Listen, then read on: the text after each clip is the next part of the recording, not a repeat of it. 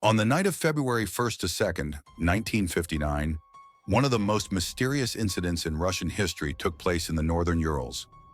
9 hikers, led by Igor Dyatlov, embarked on a ski expedition. Young, full of energy, experienced. They were confident in their abilities and knew the route would be difficult. But none of them suspected that this journey would be their last. They never returned. Their bodies were found weeks later, scattered across the slope. Some almost naked, others with inexplicable injuries. What made them rush into the freezing night, cutting their way out of the tent from the inside, running barefoot through the snow? What terrified them so much?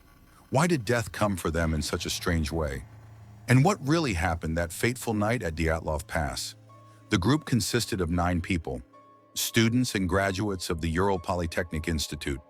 Among them were Zinaida Kolmogorova, Yuri Doroshenko, Alexander Kolevatov, Georgy Krivonishenko, Nikolai Thibault Brignol, Lyudmila Dubinina, Semyon Zolotaryov, and the leader, Ihor Dyatlov.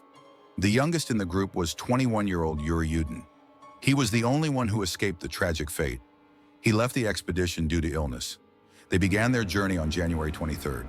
It was a tough route, icy winds, mountain passes, endless forests. They recorded their thoughts in diaries, laughed, took pictures.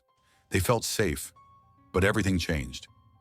On January 31st, the group stopped at the foot of Mount Kholat Syakhl, which in the Mansi language means Mountain of the Dead.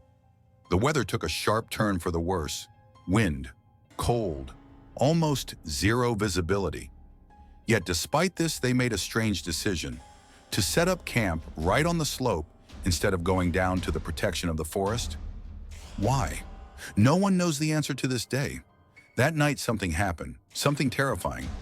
Their tent was found cut open from the inside, as if they were trying to escape, to flee. They ran out barefoot, dressed only in their underclothes, some without jackets, without shoes. What scared them so much? Why didn't they try to go back? The temperature that night was minus 30 degrees Celsius. The search for them started weeks later. On February 26th, rescuers found their campsite. The tent was intact, but its entrance had been slashed open from within. Bare footprints led down the slope. The first bodies were found near a campfire. Georgy Krivonishenko and Yuri Doroshenko. Undressed, frostbitten, with burned hands, they had desperately tried to keep warm. Their skin had an unnatural dark orange hue. Further up the slope lay 3 more, Ihor Dyatlov, Zinaida Kolmogorova, and Nikolai Thibault Brignol. They seemed to have been trying to return to the tent but had frozen to death on the way. But the most horrific discoveries awaited rescuers 2 months later. In a ravine buried under the snow lay Lyudmila Dubinina, Alexander Kolevatov, and Semyon Zolotaryov. Their bodies were mutilated. Dubinina's tongue was missing. Zolotaryov's ribs were shattered, as if struck by an immense force. Thibault Brignol's skull was crushed as if by a blunt object. Yet there were no signs of struggle, no footprints of strangers. The more investigators studied the case, the more questions arose. Why had their skin turned that strange color? Why was there high radiation detected on some of their clothes? Some locals later claimed they had seen strange lights in the sky that night. What was it? A secret military test? A mysterious natural phenomenon? Or something else? Something beyond explanation? There are many theories. An avalanche? But why then such unusual injuries? A military experiment? Could they have been victims of new weapon testing? Some believe a Yeti or some supernatural force was involved. But there's an even more chilling theory.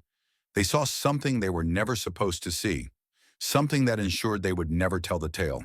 More than 60 years have passed. The Dyatlov case remains one of the darkest mysteries in Russia. The documents are still classified. Theories continue to multiply. But the truth remains unknown. What happened that night?